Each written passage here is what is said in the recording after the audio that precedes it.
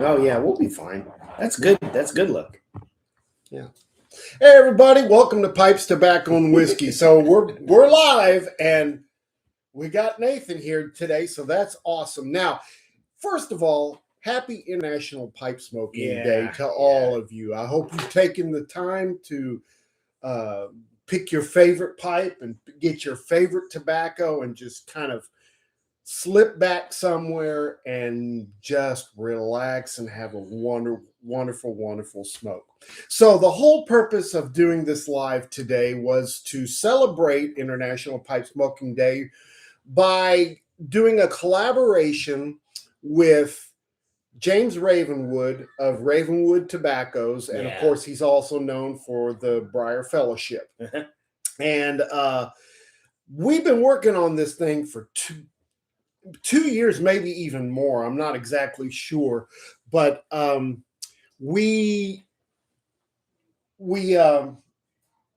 been back and forth, mailing, calling, talking, back and forth, yeah, for so long, just to try to get the right blend. And now I can tell you that we had a really difficult task because what we were trying to do was match one of my favorite blends of all time, and that is the McClelland's Anniversary Blend that was made in 2002, and it was actually 20-year anniversary. Yeah, at that time, but in 2002, and of course it was tinned in, I think, September, October of 2001.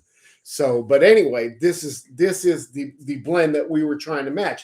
Any of you guys that have smoked this, you know that first of all, it's very red Virginia forward, with that tangy, acidic, vinegary kind of. It's got a punch. It's got a. I like it, but it also has just a little touch of Latakia in it. Smoky Latakia, just a little bit, just enough to give it that full mouthfeel. Yeah, and so that was the attempt, and I think after 2 years, James and I have probably gotten as humanly close as possible. We almost did with James. Not James, but with Sutliff. What's his name? Yeah, with Jeremy McKenna. Jeremy. Yeah, at Sutliff. Yeah, and you remember the blending conference that we did in Chicago. That we were kind of trying to. We did everything we could, man, and I ended up making some Samuel Gowith product, and you ended up making something different. Yeah. So we've come up with the Pines of the Appian Way, okay? And again, this is a collab between James Ravenwood and Pipes, Tobacco, and Whiskey. This is a very red Virginia forward with a touch of Latakia in it. There's really, there might be a little black Cavendish in there to kind of round things out a little bit. Yeah. But for the most part, and to add some of those weird dark fruit flavors that are in this. Yeah, well, the and I tell you, the hardest thing to come to is that vinegary tanginess. Yeah. And I'm going to talk to you guys a little bit about a trick that we did to kind of make it a little more that way. Yeah. But James, after selling me what I wanted, and after him taking just a little bit for himself, we ended up having 31 pouches available for sale for you guys out there. So hopefully 62 ounces. Yeah. It wasn't. He made a 4-pound batch, is what he said. Oh, okay. So, and I think each bag was, I don't know if it was 50 grams or 2 ounces.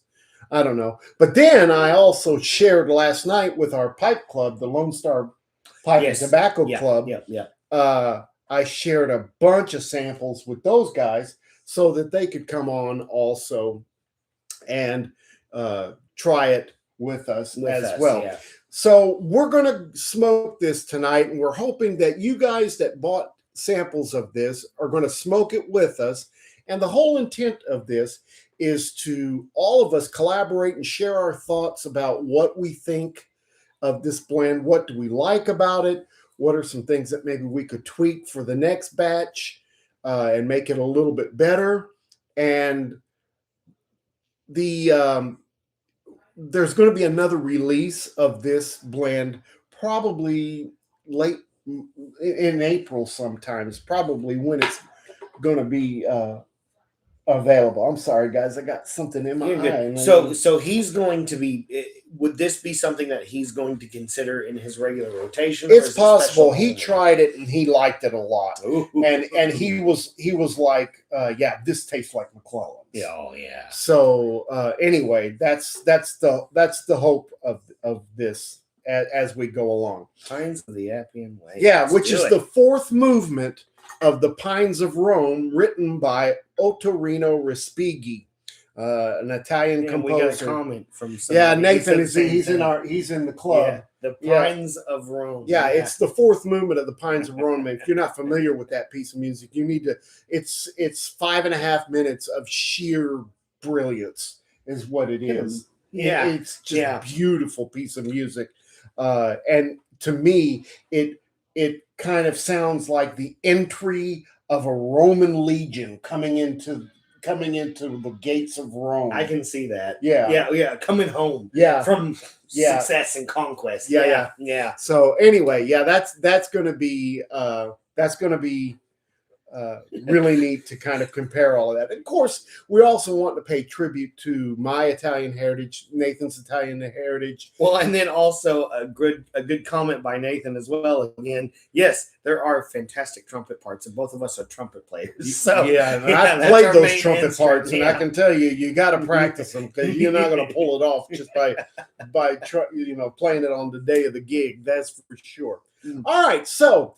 First things, we're going to do like we normally do. What we would like for you to do is in the comment section, please share your thoughts about what you're getting as well. It's important that we keep track of this. We're going to make a list of these things so that when we start working on that next release, we can maybe tweak a few things here and there to make it even better than what it is now. Although I've been smoking this, I think I got it last week from James, and I smoked it at least once every day. Oh man! And I will say, after smoking this, I think we'll talk more about our next release later. Yeah. Okay, so no great International Pipe Smoking Day is going to be complete without the proper beverage. And so with this particular blend, I've decided to share with Nathan the signatory vintage of the Benrini's Distillery 13-year-old Scotch that was distilled on June of 2011 and bottled 26th of August 2024. This was filled in Oloroso sherry butts, first fills, and you can just see, look at this beautiful dark color that we're getting on this Scotch. Really wonderful compliment to this tobacco. This is a cask strength, and we're looking at 57.4% alcohol on this. This is a beautiful bottle, and I didn't know it was cask strength. and there's only 631 bottles of this. That's it. So we were lucky to jump in and get this when we could. So anyway, cheers to everyone. Oh, they're getting a little bit of our other side of the channel.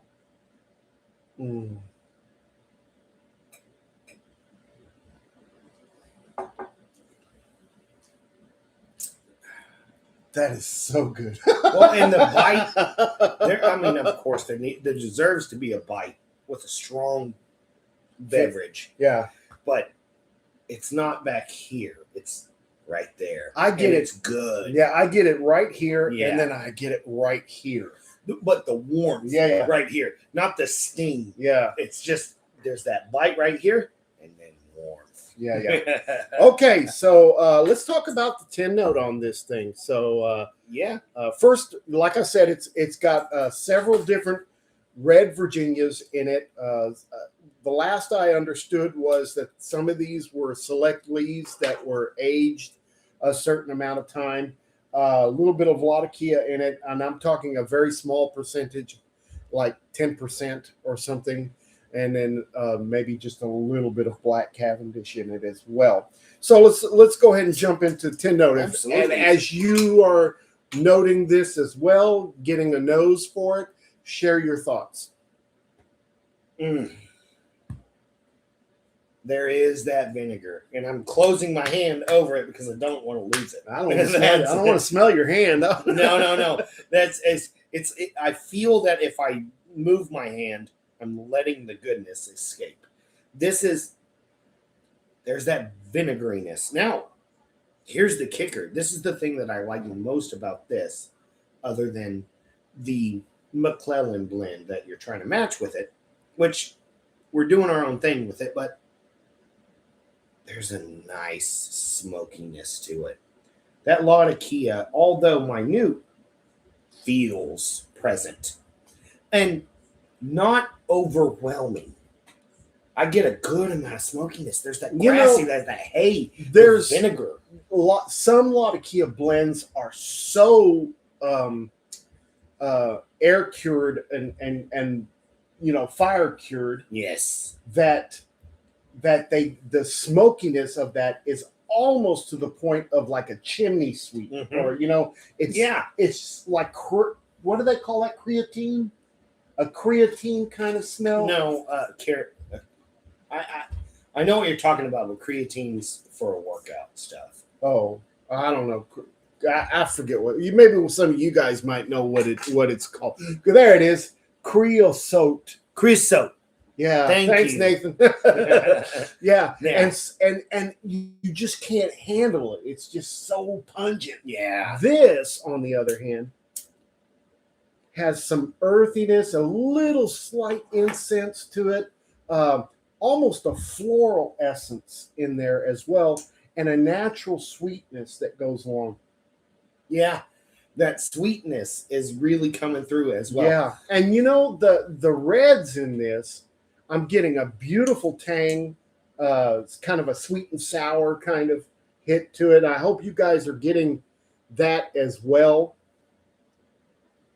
Yes, I did get a sweet floral as well. There's a little bit of a fruitiness to it. Yeah. Smell it again. Yeah, because that's the thing. It's like I get the red Virginias. That's the first thing that I pick up is that vinegar.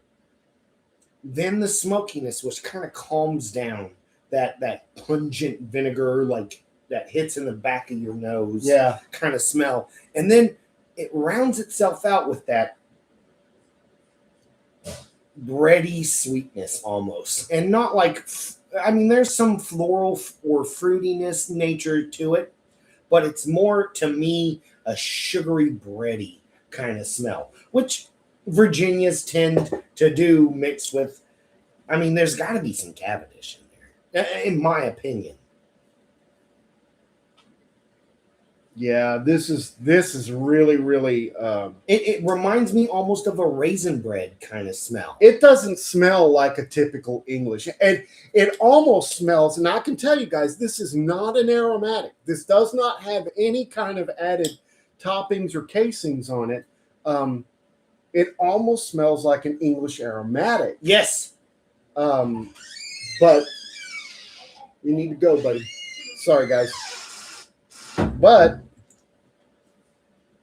you still get the essence of those reds in there that help kind of stabilize the blend a little bit. Give it life. That's the thing. I think those sweetness flavors that we're getting, some of that stuff that we're smelling, gives it roundness. But those red Virginias are giving it boost, life, it longevity. It's a good smell. I really like the 10 note. Smoking it the past week, I can tell you that it changes a little bit in the smoke. It does, just a slight, because I've been smoking it as well while we've been talking about the 10 note, and Yeah, the smoke is a little different than the tin Yeah. nut. But I can sit here and All right, so today, guys, I've chosen a Petter Jeppesen. This is a Nerup Classic 3-pot pipe, nice smooth one. Those of you that know me know I'm a Miami Dolphins fan, so I had to get the Miami Dolphin colored stems on that. I just feel like, and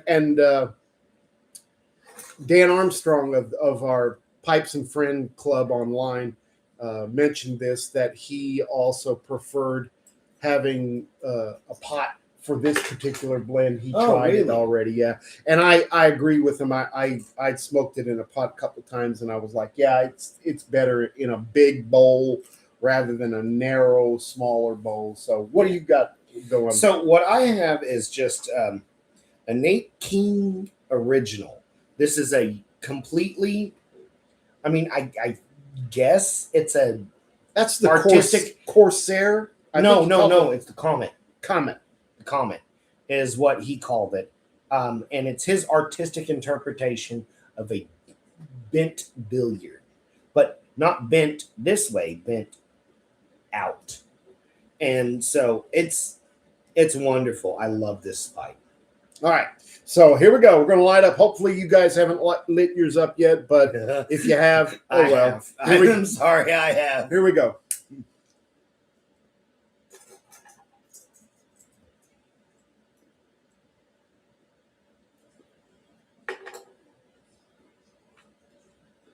Ooh, the Peterson. How's the Peterson handling this blend? I've always had two different opinions on a Peterson pipe. That's no, it's Nathan. Yeah, Peterson. Huh.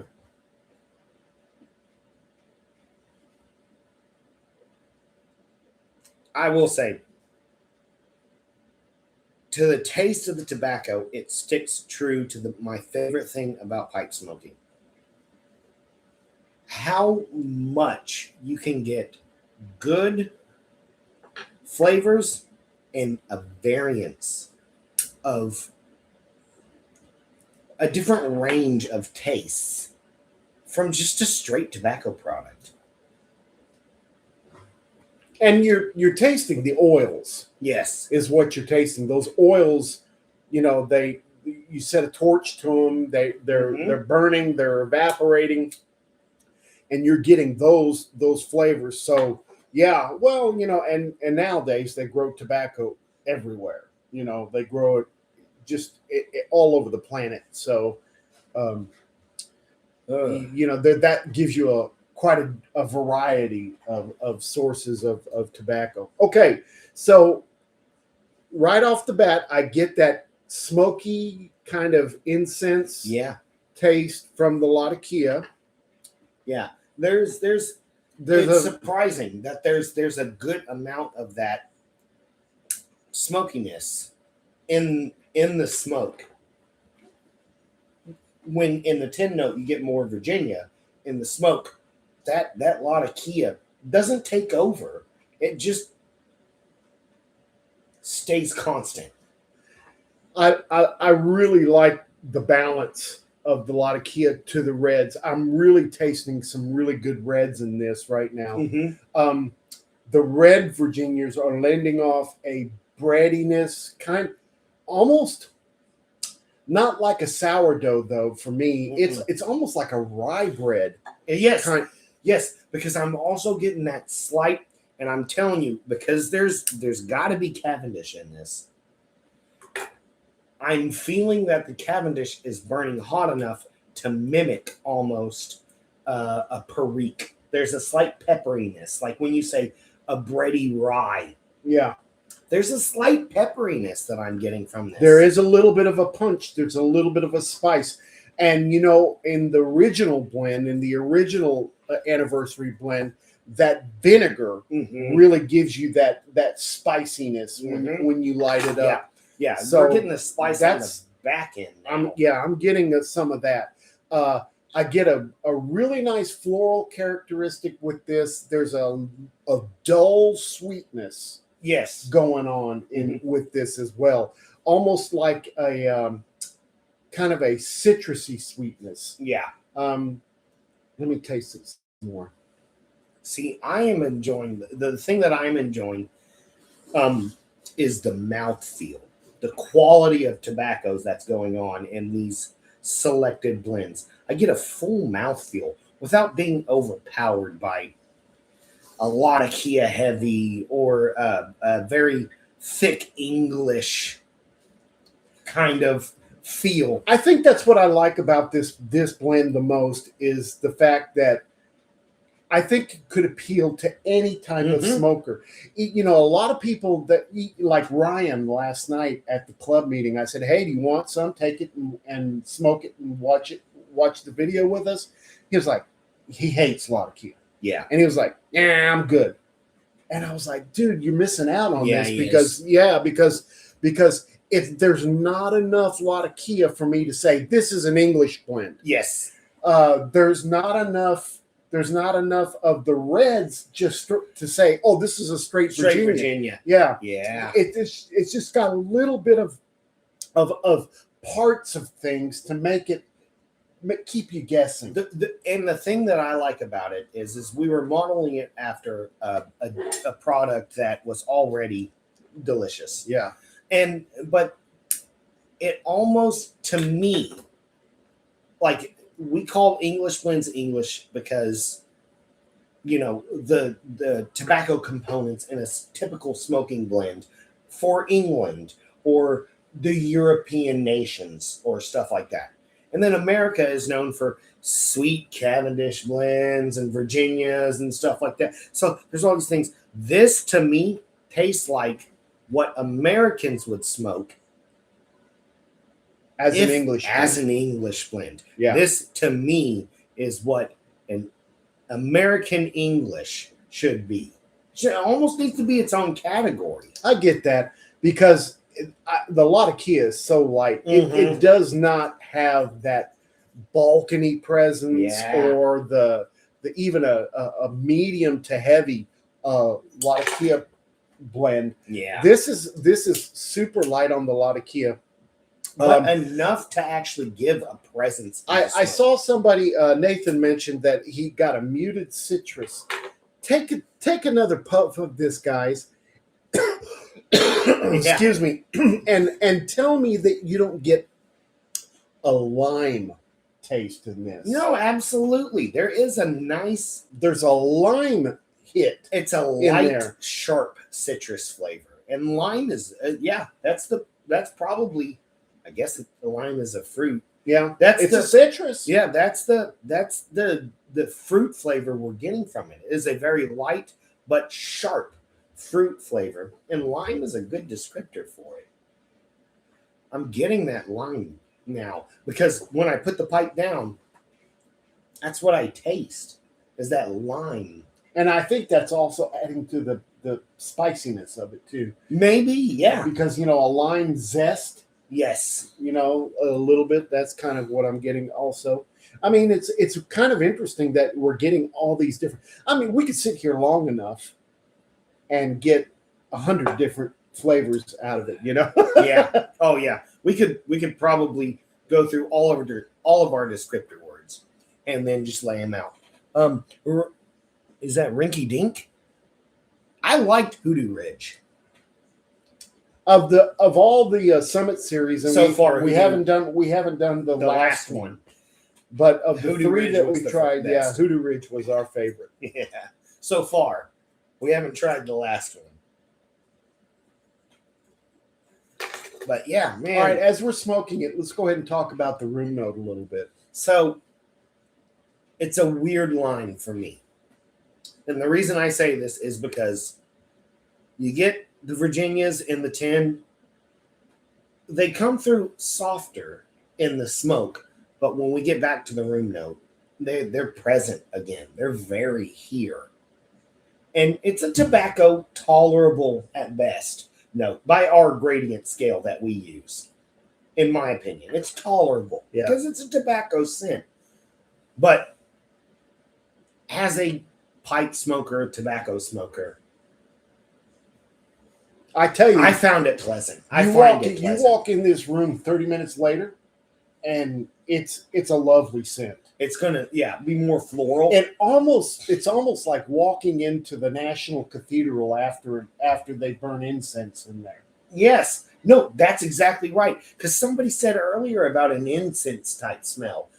You did, and they did as well. And that's it's afterwards it turns into a type of incense smell. Yeah.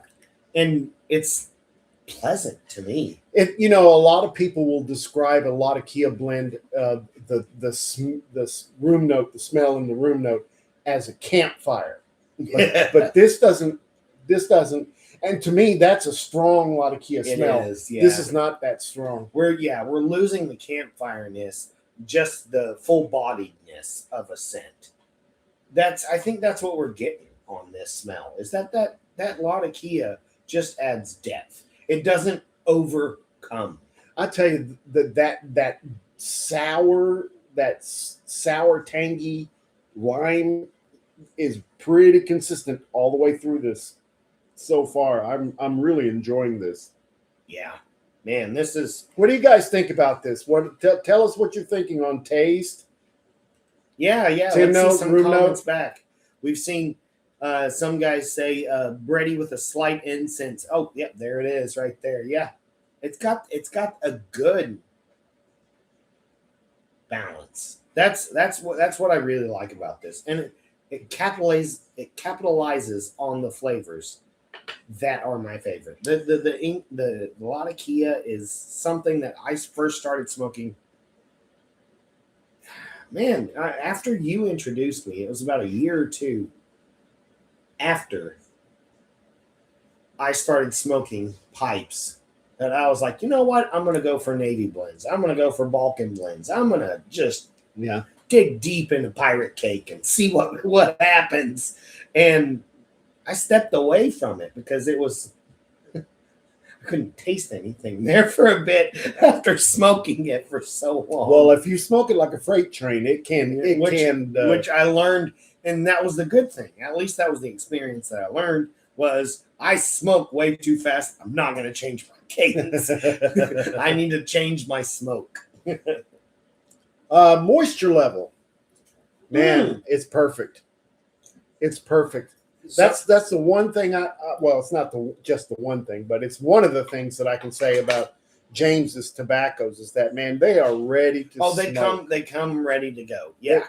I'll give that. I will say, as smoking it, I've had to have a couple relights, and I don't know if that's because we're doing a live show and I'm smoking, or if it's and I'm talking, or if it's because this particular jar.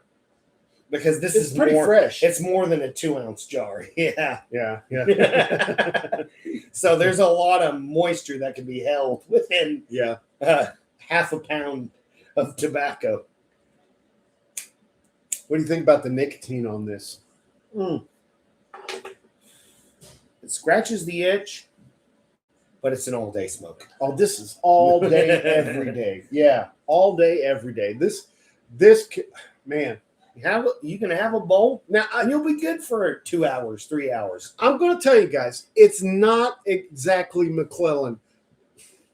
We're not going to ever find anything that matches exactly McClellan. You're not going to find it unless we're willing to. The McNeils had a secret ingredient. Yeah, I don't know that they did to their reds that just you will not find a match, but.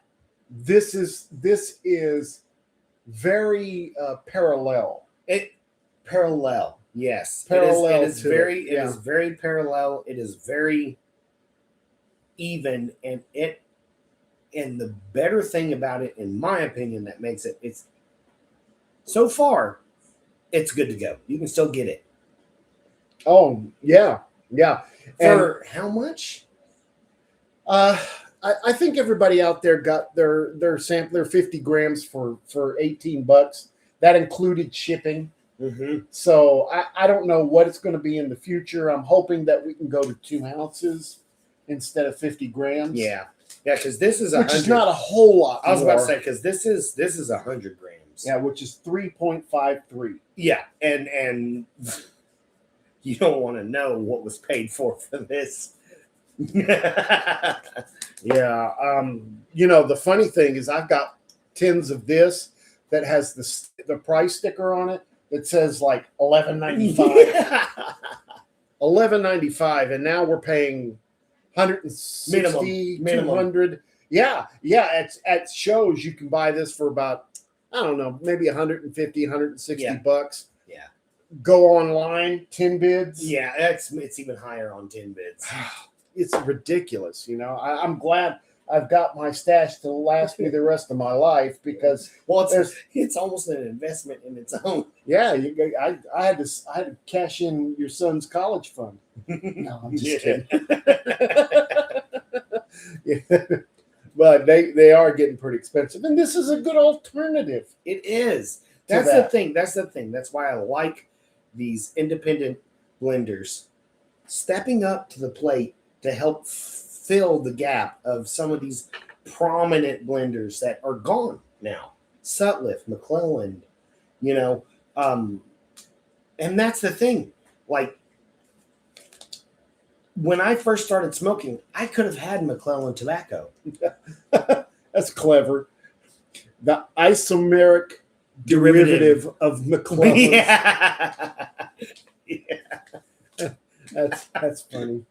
But yeah, like when I started smoking, I could have had some McClellan blends. I could have had the 20th Don't even anniversary. get me started. I started smoking, guys, in 1983. I was a freshman in college. And that's when you could smoke when you were 18. And one of my professors introduced me to pipe smoking. He used to go into his studio. It was a music professor. And we would go into his studio just to hang out. And he would sit there and smoke his pipe in his studio. And Moots? oh no, that was Stan Radcliffe, bless his heart. Yeah. He wasn't there when I went there. Yeah, he's passed. He passed away a couple of years after I started going to school there. Anyway, and it was such a great opportunity because we said, hey, can we do it?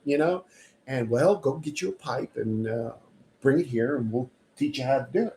So, as I'm paying tuition to go to learn something at a university, You learned how to smoke. I learned how to smoke the pipe. That's what I did. That's where my $40,000 went to was learning how to smoke a pipe, and I don't regret it. No, I don't either. Well, and that's the thing is like, these prominent blends. I'm so glad that guys like James at Ravenwood or the Briar Fellowship are stepping up to try to capitalize on what they have, what they can, and bring back some of this old vigor. Yeah, James makes another one called Frogmorton Chalet, and it's kind of a homage to Frogmorton, McClelland's Frogmorton. So yeah, I didn't get to finish what I was saying. Is that you mentioned something about that? You missed out on McClelland's. Yeah, dude. When I first started smoking, I smoked what Mr.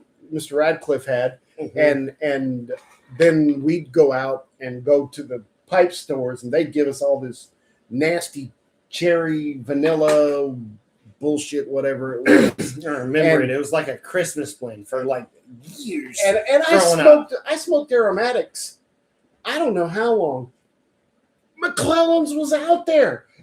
That's the thing that pissed me off. They were out there, and I didn't get into it. And one time, when we first moved here to Terrell back in 2000, I bought a can of Christmas cheer.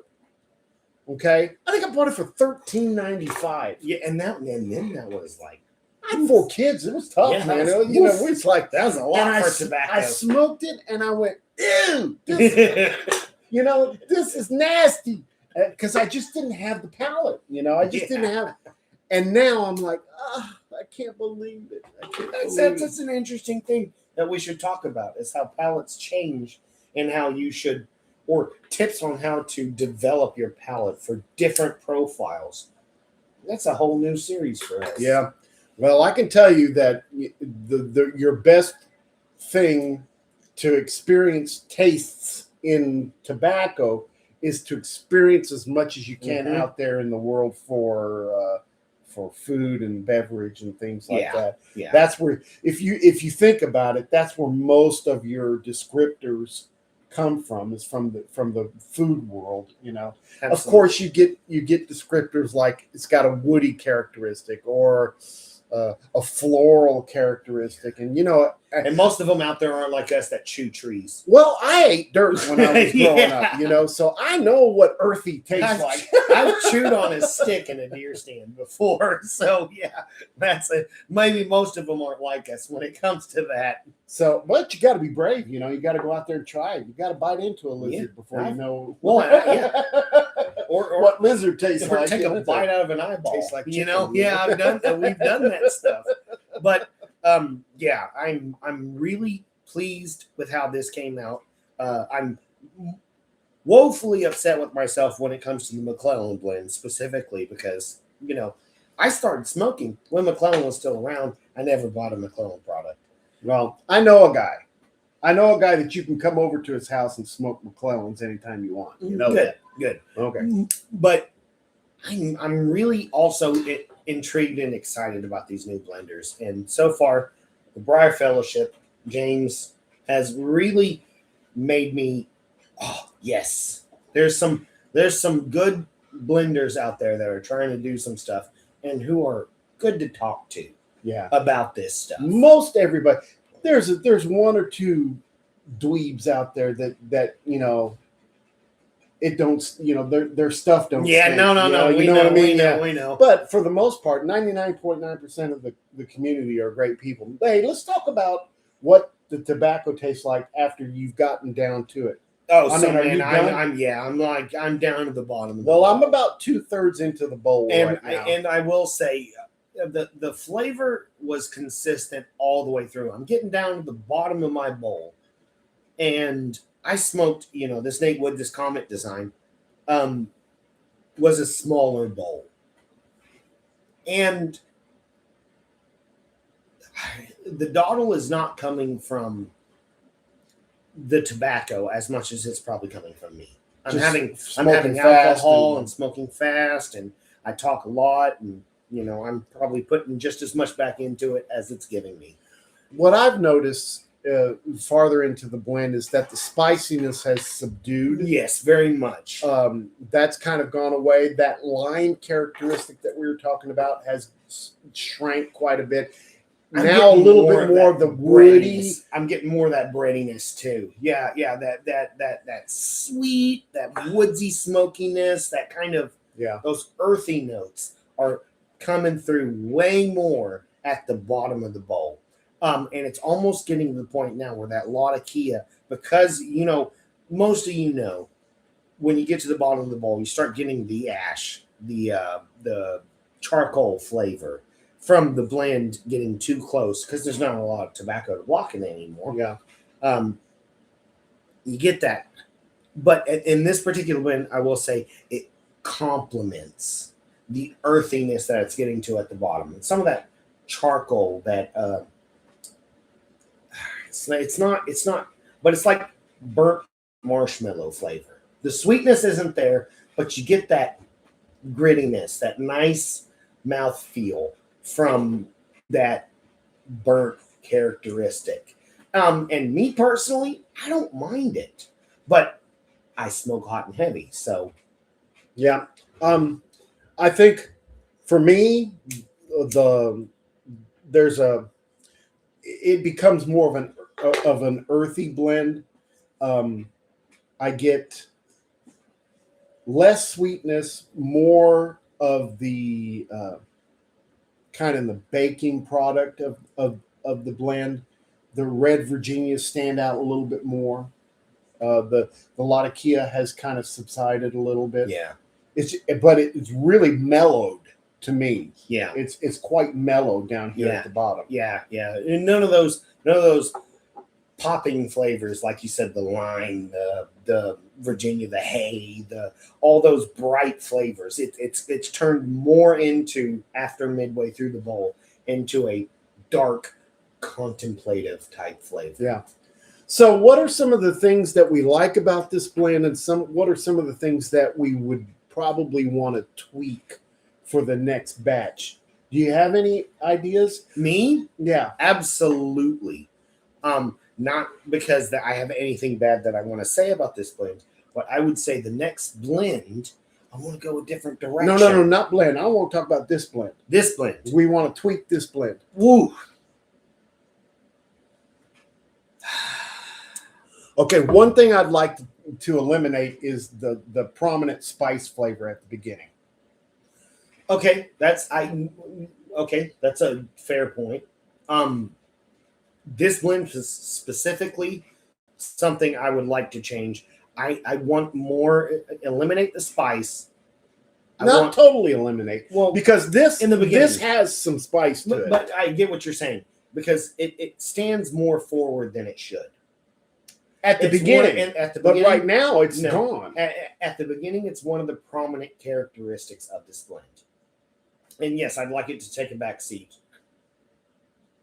If we can do that, then maybe the adjustments that I want to make to this blend don't need to be made.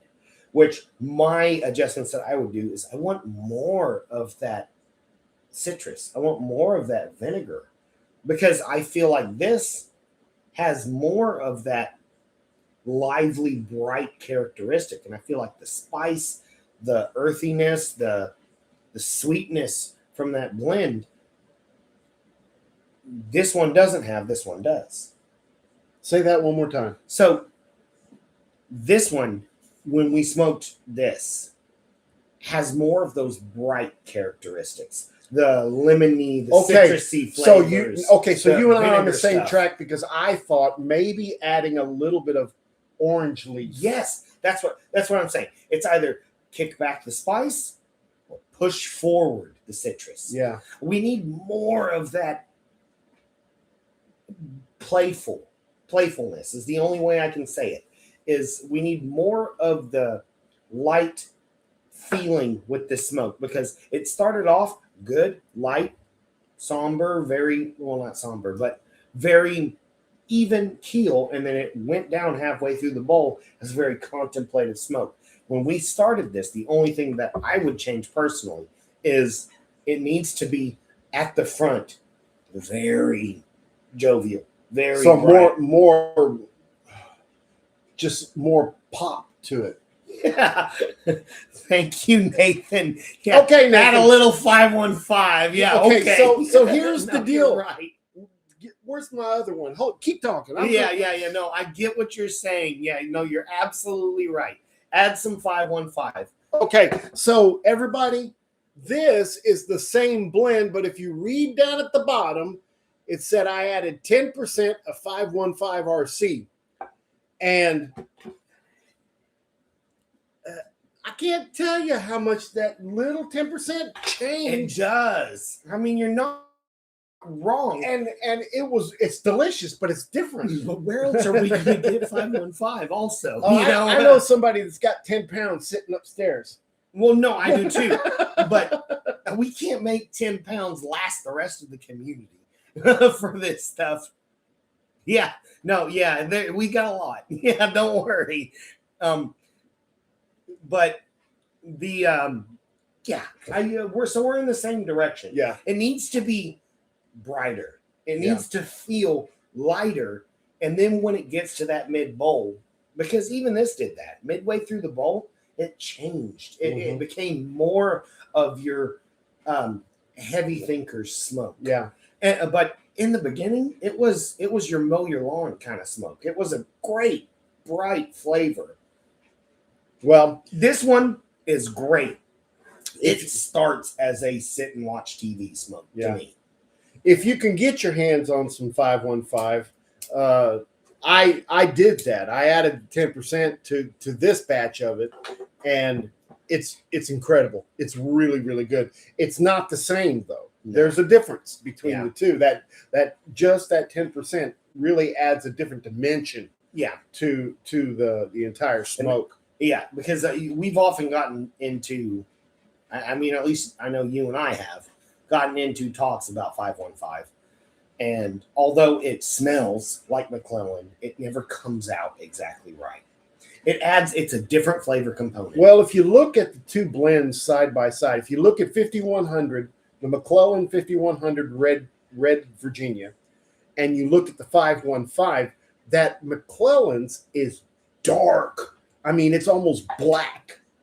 And the Sutliff 515 is very kind red. of orange. Yeah, yeah. I mean, it's got a lot of pop to it when you look at it, and it could just be the age of the leaf. It could be all, we don't know, because McClellan never told us what it is, and I'm sure there's a reason. Yeah.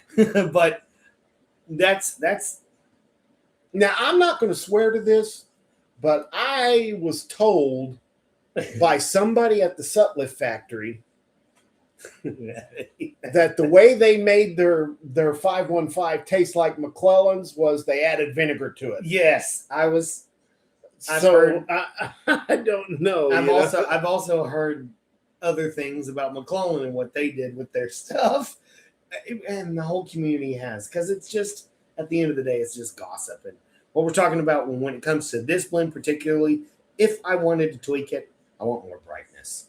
I want to me, it feels like a spring blend on a awesome spring night. Yeah. And that's kind of where I'm going with this particular blend on it. Is I want more brightness in the front that blends into that darkness. Right now, it really does kind of go from good, great tasting smoke to very contemplative, very Yeah. and it's nothing wrong with that. It just feels more like a fall smoke to me right now than it does the spring or summer. This is But it's an all year, all day, Absolutely. everyday smoke.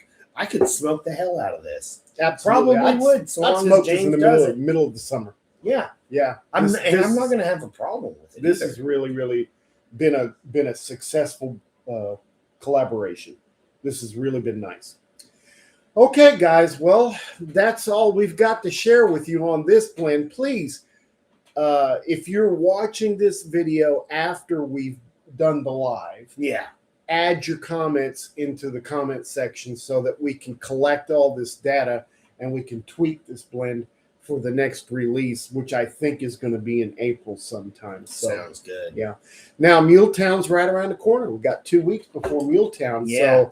So unfortunately, Nathan's not going to be there. He's going to be getting ready to go on vacation. Yes, I have a beach house Yeah. that I need to go see. So And but I'll be there, and my wife will be there. So come hit us up and sit down. Let's talk and let's share a bowl and have some drink along with it. Yeah. just enjoy the time together. good time. Yeah.